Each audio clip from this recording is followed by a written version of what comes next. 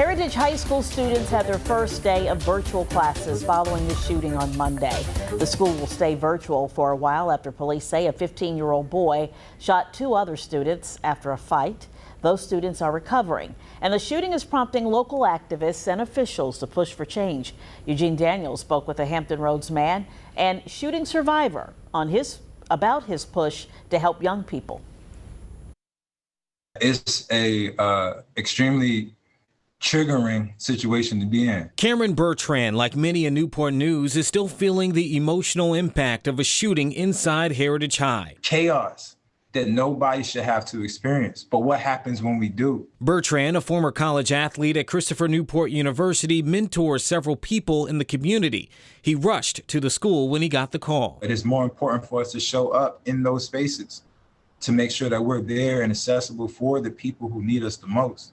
It's also a triggering moment for Bertrand, who in 2015 became a victim of gun violence himself. He says he's still recovering physically and mentally. It's why he launched Violence Intervention Prevention, or VIP LLC.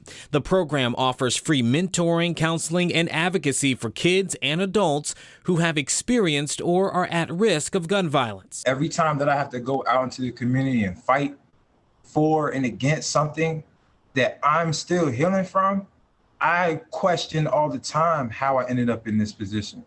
But I do know that I was kept here for a reason.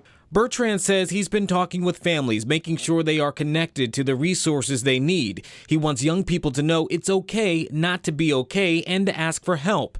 And he says it's important that communities and elected leaders focus on reaching people before the violence happens. Reporting for 13 News Now, I'm Eugene Daniel. And Bertrand says this shooting is another reminder that gun violence is a public health crisis, and it's important to make sure the right resources are in place to focus on prevention.